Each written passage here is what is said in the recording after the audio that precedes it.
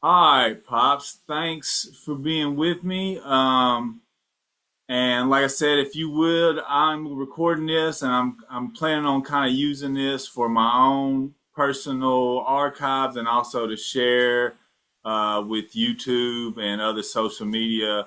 And are you okay with doing that? With me Sure. doing that? All right. Well, just for anybody that might see this that doesn't know who you are, give us an introduction of who is Wayne Carter. All right. I'm 71 years old. I'm retired from the state of Tennessee as a prosecutor in 2016. I retired from the Army uh, 2008. Um, Most of the Army time, that's 7 years active duty, and there are other 34 as a reserve component. Um, and for the state, I worked 30 years. In the meantime, I had pastored a church in Farner, Tennessee, Farner Presbyterian for 8 years, 2008, 2016. I have three children. There's you, Rachel, and Jessica. And all kind of grandkids at the time, I guess, Oh yeah, yeah. I have to get a playbook to keep up with them. for Yeah. sure. All right. Yeah, so and kind of my goal in doing this is a couple of things. One, to kind of document kind of family history, I guess, and to begin to explore that a little bit. And then also to just explore this format as a medium and an art, I guess. Um, and really just kind of experimenting with that. So I appreciate you allowing me to kind of use you in that experiment. Hey, Um, I'm excited to get to hang out with you. yeah, yeah, me too. And so you said you're 71 years old. Let's just get into it. I know that nobody really remembers being born, but what can you kind of tell me about your birth? Well, again, this is pretty much what my mother and father would have told me, Joe Carter and Rose Carter. But I was born in Columbia, South Carolina. Dad was a construction worker, and back in 1954, when I was born, Dad was working as a carpenter on the Savannah uh, nuclear river plant, where they were building a plant down on the Savannah River uh, between Georgia and South Carolina. And we were living in a little community of Williston, South Carolina, which is close to Aiken, South Carolina. And we were down there when I was born. The story is that I was not supposed to live. I was what's called a blue baby, and what that meant was that I had to have a full blood transfusion because apparently my blood didn't match up with mother's blood, or I'm not sure what all that affects. But at that point, they didn't expect me to live. Um, I have, I don't know, it's a vision or memory of that uh, spinal tap. I have in my mind a memory as a very, obviously newborn baby of a what I presume a nurse person in a white uniform holding me down because it wouldn't have been very hard since I was a baby while they were sticking the needle in my spine and doing the transfusion. Like I said, I don't know if it's a vision, a memory, but it's there. I've Oh, not told a lot of people about that, but that's there. Actually, I'm pretty sure they said they left me at the hospital with the thought that I probably would not survive, and so that's the name Aubrey was I guess the first name or at least the given name of the doctor that delivered me. hmm. They named me after the doctor, And the story Dad used to tell, sort of as a funny thing, I always took it pretty serious. They said they got a well, they didn't have a phone, but somebody in the neighborhood where they were living had a phone, and he gets a phone call saying, "You need to come get this boy. He's alive." So, Hmm. that's Uh, the story I remember was several days later, right? right, right. Yeah. Yeah. Hmm.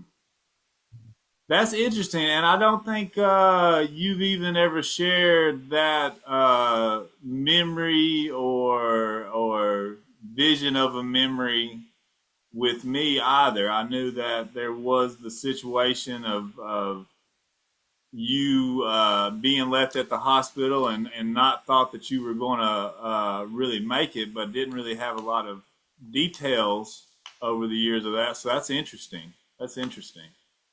Um, so what do you think about that? Do you think that's a memory, or do you think that's something that your mind's kind of created to describe what you've learned or what you learned that happened?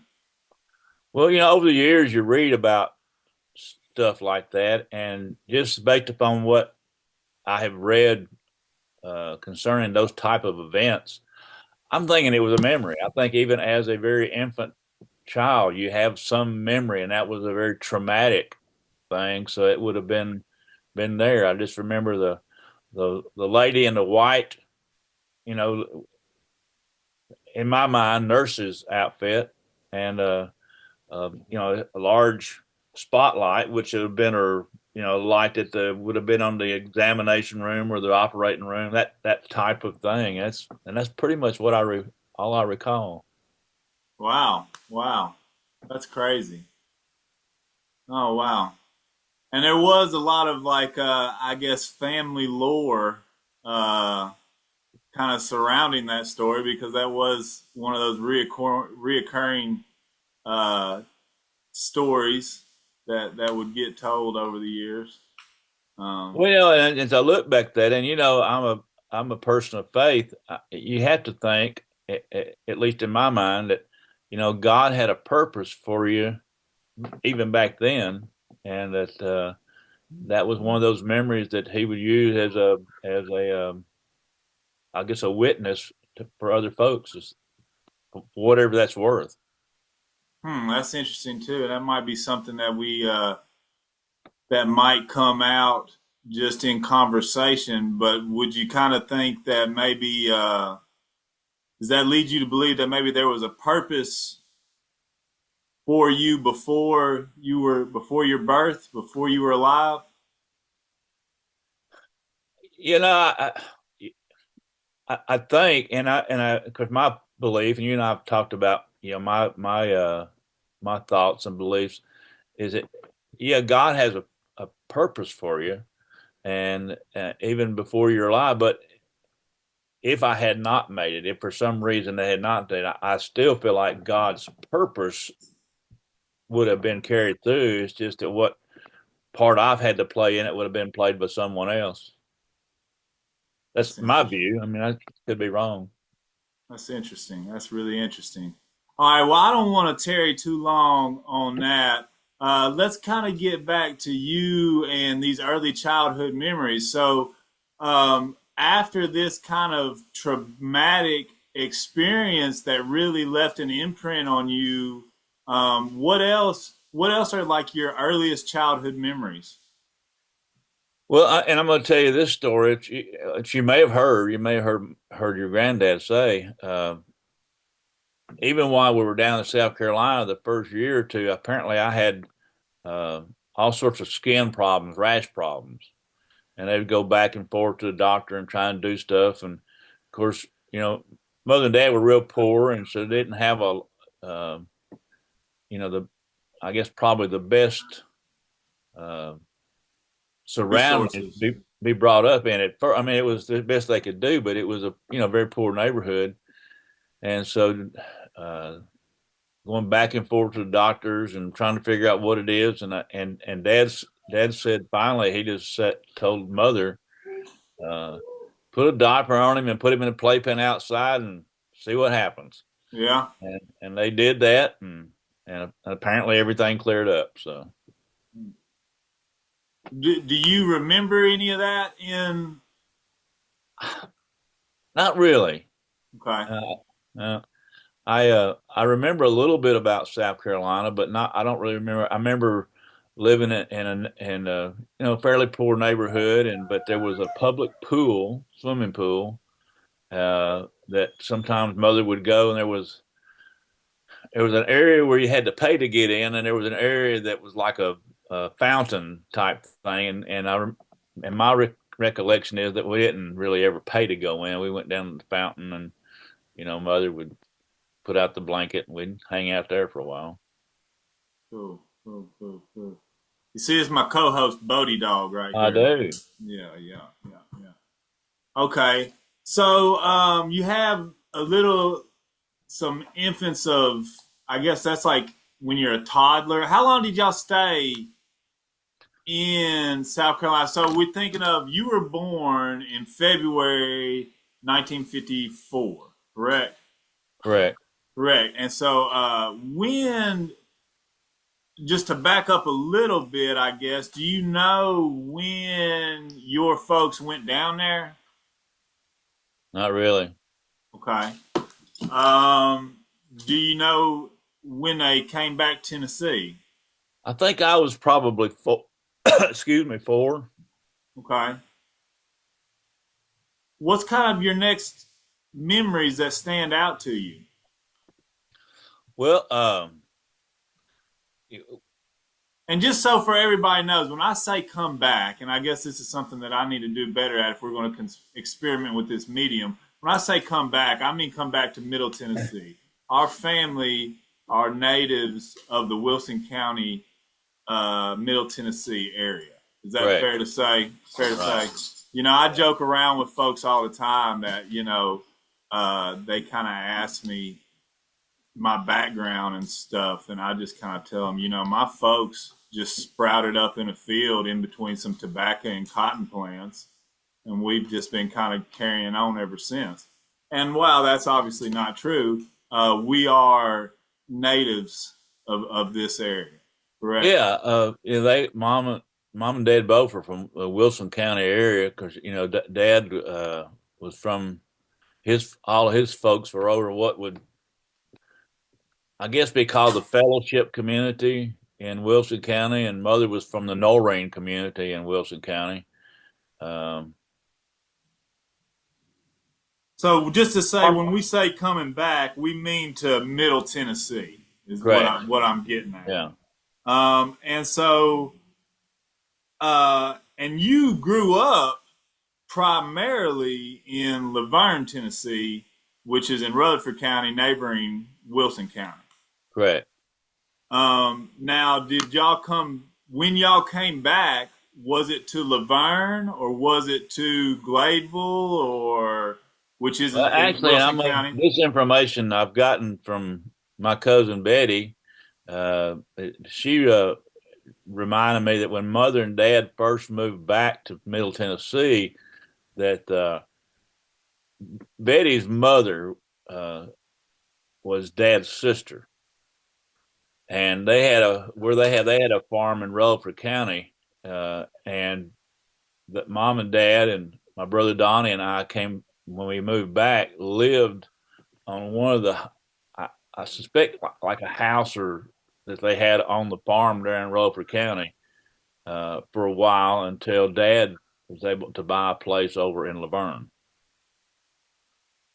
Okay, that's interesting. I didn't necessarily know that either. And so, when you come back to Rutherford County, then not to Wilson, though, Correct. correct?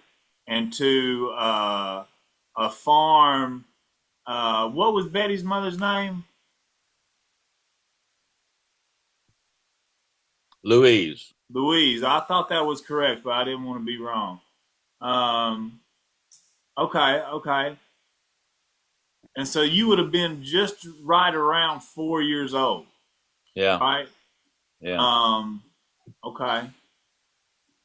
And said just from her knowledge, you don't really have any memories of the farm then. Not really. Okay. Okay. and I know later on, I mean, I remember them having a farm because they had it for a while, but I didn't ever remember us staying there except again with what Betty advised me. Okay. Okay. That's interesting. Um,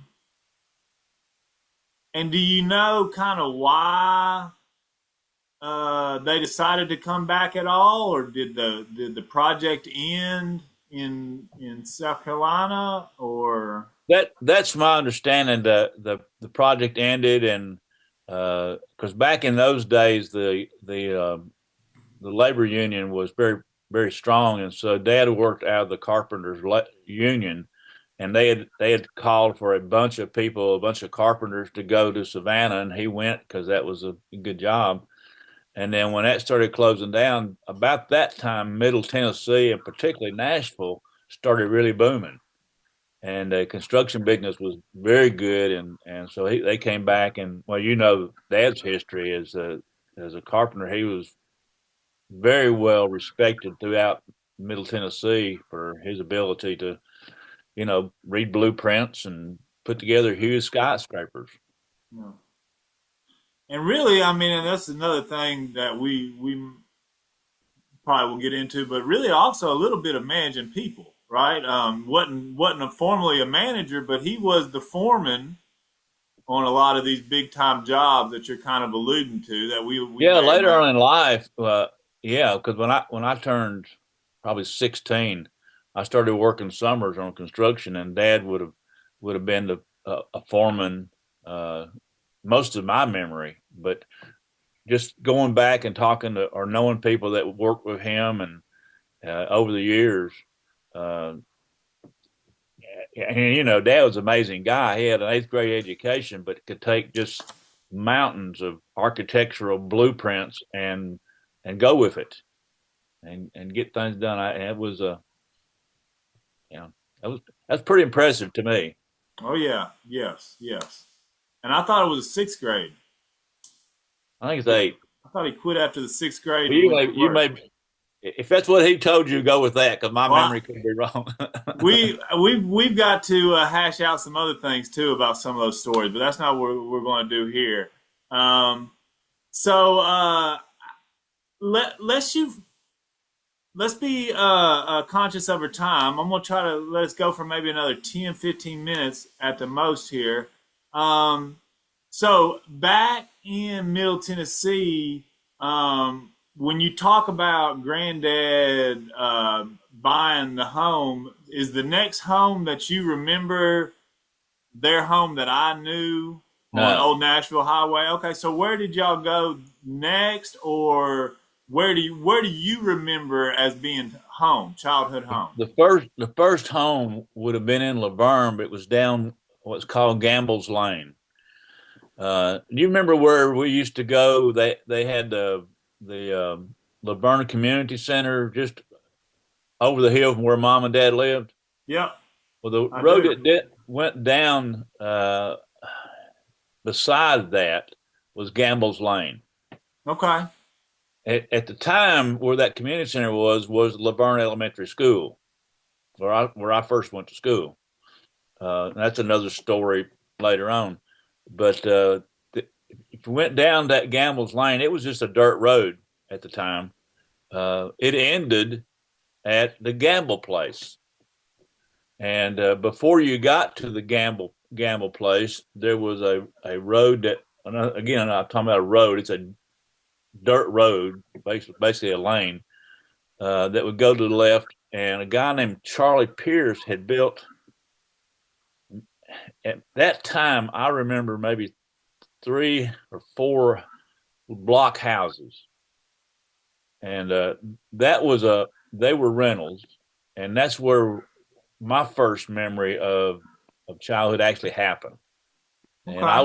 I was not in school. Brother, uh, it was probably a half mile from our house to the Laverne School, so he would walk to school every day and walk back.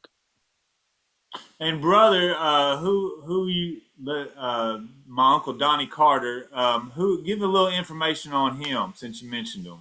Well, Donnie, he was 8 years older than me, so really, he and I didn't get to know each other a lot until till he came out of the army. Uh, because he, again, 8 years older, is kind of a different, almost a different generation, and he uh, was always, in my memory, very, very prominent in football. He played football. I think it's their junior or senior year. Went to Smyrna High School. It was not a Laverne High School back in those days. Uh, I think they went like undefeated and won the. Back in those days, you didn't have playoffs; you had bowls, Yeah. and they went to a bowl and won. It was a big deal. I think it's probably still one of the highlights at Smyrna High School that year. Probably 1964 would have been that year. Um, and he got drafted and went in the army, and stayed a few years, came back. By that time, I was in high school, Yeah. and so he and I got to know each other because he's a young adult, and I'm an old teenager, and Yeah. so he had his life and I had mine, but we got to hang out a bit, and um, I remember he worked at the Tennessee Farmers Co-op for quite a while, and then he got an opportunity when Laverne started to expand. Um, Worked at one of the warehouses there, and I don't remember which one exactly, but that's where he finished his working career. Bought a little farm first in Laverne, but then he bought a little farm in Smyrna. But his passion, as you know, was coaching little league football, and I am convinced as a result of his ability to teach young people fundamentals. It was after that Smyrna High School had, I think, 3 state championship teams in a row, and all those kids had been taught fundamentals by brother. Um, and you know this, but I'll say it. There was a football field in Smyrna rec center or somewhere, but it's named after him. Yeah. The community fields. Community. Yeah. Yeah. There's like the park over there, and the football fields are named after him. Yeah. I remember when he passed away, Cindy or his wife, I think had asked me to speak, and I did not visualize thousands of people being there. Yeah.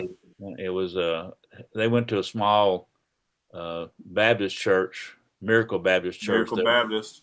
between Laverne, Smyrna area, and they had to actually have a funeral at one of those mega churches. There were so many people that came by, and it was a great honor to be able to do all that. Hmm. Hmm. That's pretty cool. That's pretty cool.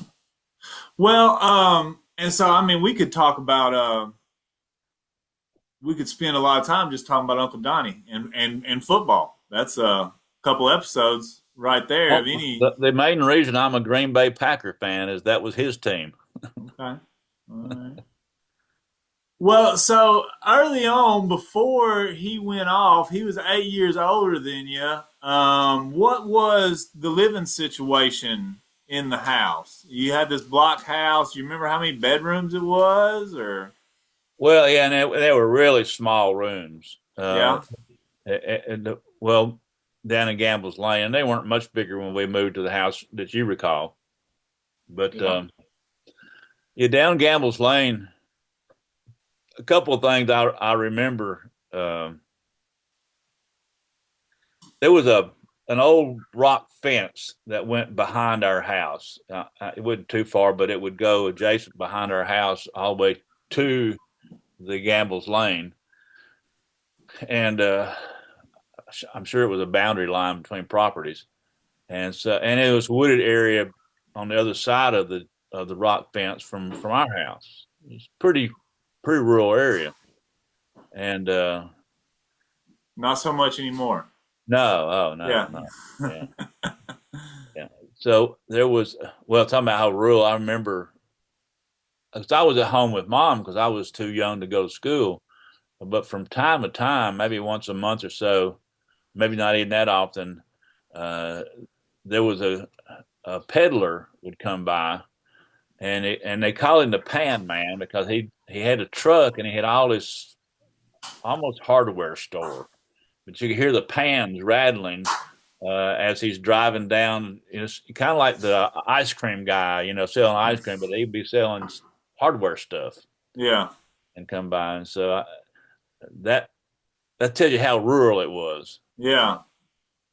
And so, but I remember one time I got upset at brother. And in my memory, the reason I got upset at him was because he got to go to school and I didn't, and I had to stay there, and he got to go somewhere. And so out on Gamble's Lane, there was every now and then a bulldozer would come and level off the dirt road because it would get full of potholes and that kind of thing.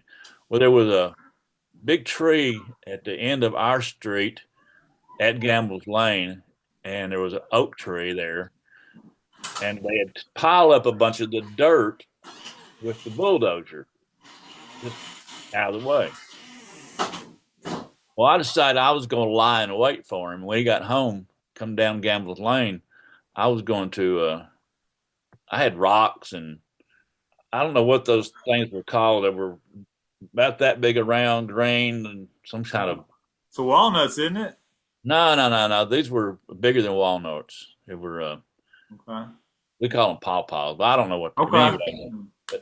Anyway, I had piled up a bunch of them, waiting for him to come down the road. Him and a couple other, because there was some people that lived on down toward the Gambles, maybe the Gambles, that would walk with him. And I remember I got that ready that morning, and I went back to the house to eat. It wasn't that far, maybe 100 yards, to have lunch. And so anyway, I told Mom I was going to go back and play because I was playing with my little toy soldiers in the dirt pile. But what I had really in mind was to ambush brother. And so I fell asleep. And all of a sudden I hear them coming down the road. Well, I'm getting all my stuff together. And I just started hurling stuff at them. Rocks and whatever these big round green things are. It never occurred to me at that point, I'm 4 or 5 years old, that he could outrun me.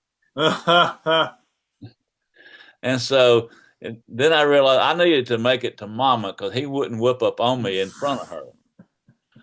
And so I hit the rock fence. I was pretty good at running on top of that rock fence. And the problem was on the other side of the rock fence from the house was what we would call this patch of prickly pear, little cactus type plants. Well, I slipped and fell. Oh, Lord. In those cactus plants. And I was surely screaming bloody mother. And mother doesn't know what's going on. She's in the house, whatever she's doing. And she just hears me yelling, comes out. Well, by that time, brother had caught up with me. I'm laying down there yelling. She doesn't know that I had initiated the ambush. And so she's all over him for messing with me. Yeah. I ain't saying nothing. I'm just, because I'm screaming and yelling. And so what I remember his punishment was we had a bathtub. And he had to take a bath with me and pick all the prickly pears out of my ass. Oh, Lord. Lord have mercy. That was my big memory of Gamble's Lane. Okay. That's funny. Well, you talk about this tub, and maybe I'm just ignorant in asking, but what was like your hot water situation and all that stuff? Well, I don't really know. I want to believe we had running water. I'm pretty sure we had running water, and a hot water heater maybe. I don't know how it was. Probably I don't know if it was electric or gas. I'm pretty sure electric. We didn't have, but I don't remember taking a cold bath. Yeah, yeah. Well, I didn't know if maybe it was something. I thought maybe gas. I don't know what would have been the appliance of the time. Myself, I don't know because when we moved to where you remember, they had gas heat, and there could have been gas. Now that I think about it, there might have been kerosene. propane gas that thing out. I don't remember that there, but could have been. Mhm. The other part about that I remember, and I think you'll appreciate this, where this house was just a few hundred feet from the railroad track. And I remember many, many nights listening to train go by and think, that was pretty cool. I think Yeah, even today, how much I love trains was yeah, because of that. And I can be around a train. I can be on a train, and just the clickety clack of that just puts me to sleep. I can yeah. sleep. Most people it bothers and wakes them up, but not me. Kind of comforting. Yeah. Uh, it's funny, you know what that makes me think of? New Orleans. Well, the Blues Brothers. Oh yeah, yeah, yeah. Yeah, I didn't think about that. Uh, How often does the train go by? yeah. Well, they wouldn't at that, but what it would do occasionally, it would stop there because see, the Tennessee Farmers Co-op is where they made in Laverne is where they made the fertilizer. So it would have the train to transport the fertilizer. I don't know. I may have been more than Tennessee, but at least in Tennessee they'd transport it. Hmm. Hmm. That's interesting. Well, what other than your mother and your brother, did you have any childhood friends at that time, kind of before school? Do you remember um, any friends at church? I mean, I assume y'all were going to church. Do you have any And that memories was of church at the time? yeah. We did go to church. I mean, that was a thing that we always did, and that I mean that kind it kind of went without saying that we did that. I mean, whatever we did, wherever we were in church, uh, and we were members of the Laverne First Baptist Church.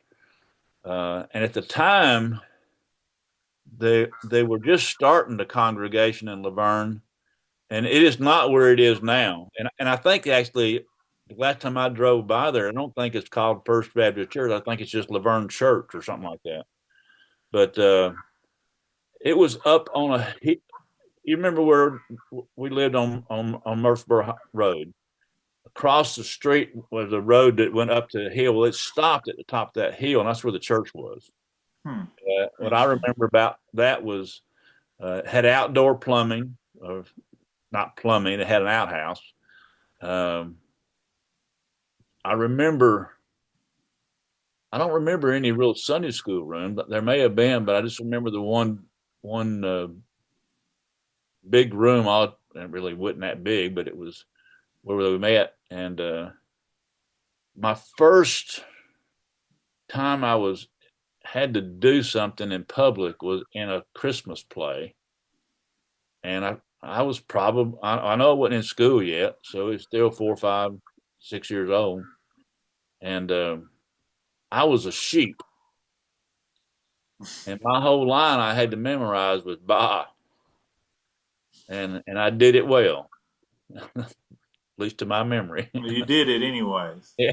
All right. That's pretty cool. But as far as anybody down close to us, didn't have. I know there were some people that lived in other couple of houses, but I don't think they had kids or anything. I don't remember. I don't even remember who they were. Always had a dog. Me and the dog spent a lot of time in the woods together. Well, that's kind of what I was going to ask you. What did you do um, with your dog in the woods? I mean, so you were kind of at home with grandma, and she had her domestic responsibilities and other things that she had to do. Did she let you? She just let you kind of play, or how did that Well, work? yeah. I mean, the rule was I wasn't supposed to get the little road we lived on. I don't remember if it even had a name back in those, but it was off Gamble's Lane. Uh, it ended just a few feet past our house. And then the railroad track. Well, I wasn't supposed to go past that road because mother was definitely afraid of railroad trains and that sort of stuff. So I was not supposed to go up toward the railroad track.